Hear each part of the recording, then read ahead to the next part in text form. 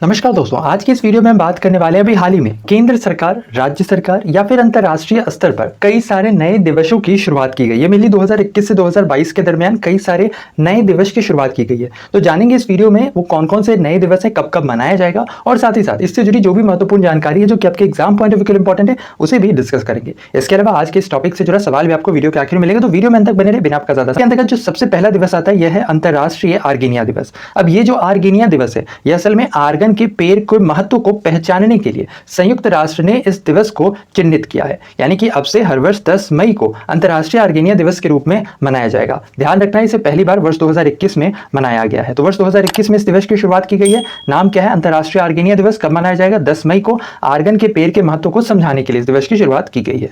अगला नाम आता है समानता दिवस का। अब ये जो समानता दिवस है इस दिवस की शुरुआत तमिलनाडु सरकार ने की है। असल में तमिलनाडु सरकार ने भीमराव अंबेडकर जी की जयंती के अवसर पर इस दिवस की घोषणा की है। और यह दिवस मनाया कब जाएगा? यह दिवस 14 अप्रैल को अब से हर वर्ष मनाया जाएगा। यानी कि जो समानता दिवस है इसकी घोषणा तमिलनाडु सरकार ने की है भीमराव अंबेडकर जी की जयंती के अवसर पर, और यह मनाया कब जाएगा? 14 अप्रैल को मनाया जाएगा।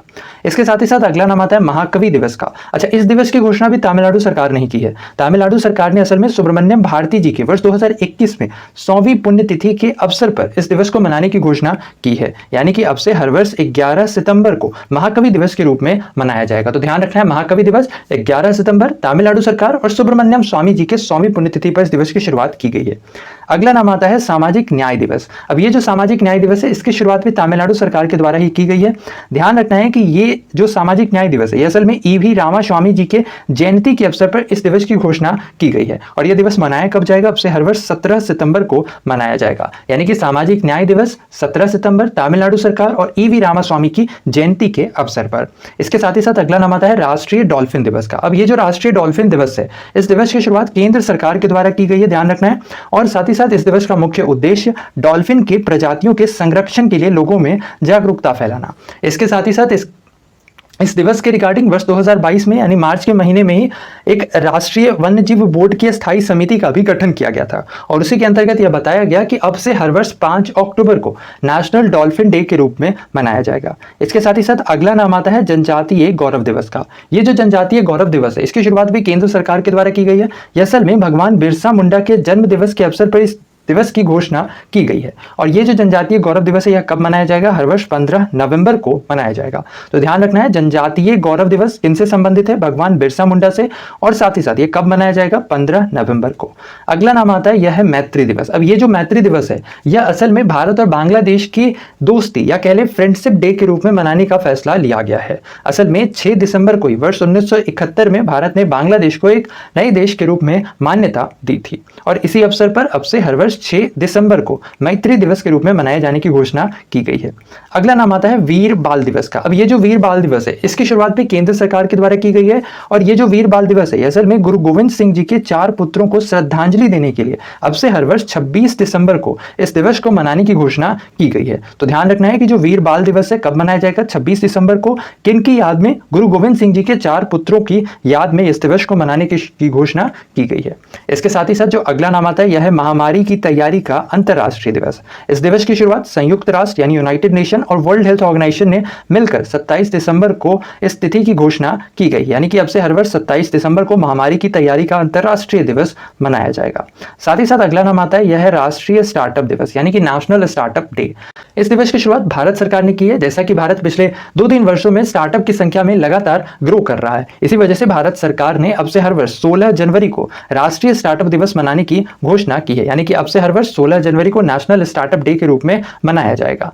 इसके साथ ही साथ अगला नाम आता है यह है पराक्रम दिवस का। इस दिवस की शुरुआत केंद्र सरकार के द्वारा की गई है। असल में सुभाष चंद्र बोस जी के 125वें जन्म दिवस के अवसर पर इस दिवस की घोषणा की गई है। और यह दिवस मनाया कब जाएगा? 23 जनवरी को। अच्छा, सुभाष चंद्र बोस से रिलेटेड एक और इंपॉर्टेंट डे ये भी ध्यान रखना, यह है देश नायक दिवस।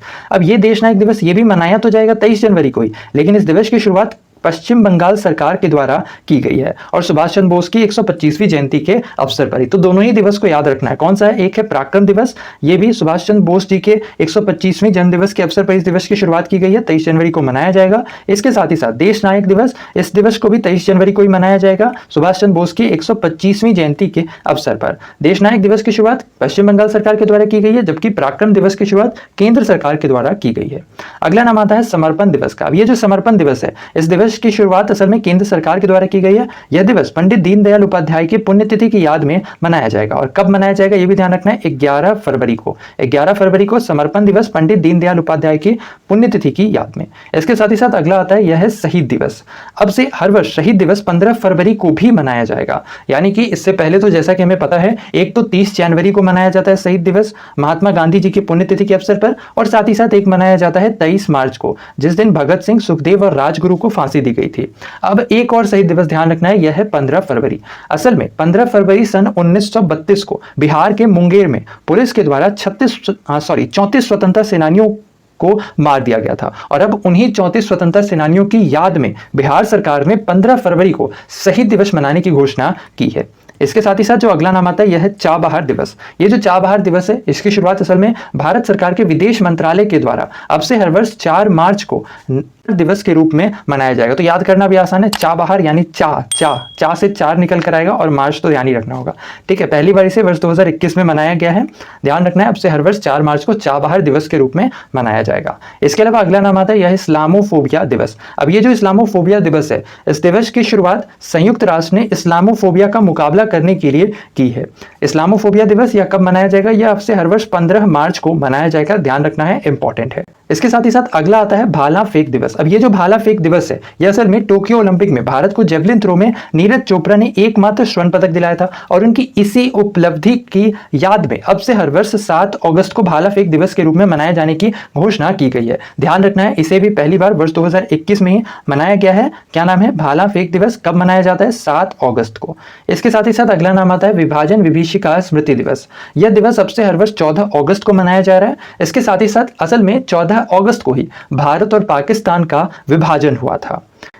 इसके साथ ही साथ चलते हैं हमारे आज के सवाल पे। ऐसे में आज का हमारा सवाल है, किस राज्य सरकार ने और कब देश नायक दिवस मनाने की घोषणा की है? इसका आंसर आपने हमें बताना है नीचे कमेंट सेक्शन में। तो ऐसे में आज के लिए इतना ही। उम्मीद करते हैं आज का हमारा ये वीडियो आपको इन्फॉर्मेटिव लगा होगा। वीडियो पसंद आया है तो वीडियो को लाइक, शेयर, नए हैं चैनल पे तो चैनल को सब्सक्राइब करना बिल्कुल ना भूलें। साथ ही साथ बगल में घंटी का आइकन है, जिसे दबाकर आप हमारे चैनल से जुड़े सारे नोटिफिकेशन प्राप्त कर सकते हैं। तो ऐसे में आज के लिए इतना ही। अपना ख्याल रखें, स्वस्थ रहें, सुरक्षित रहें। आपसे फिर अगले वीडियो में मुलाकात होगी। तब तक के लिए धन्यवाद, गुड बाय, टेक केयर।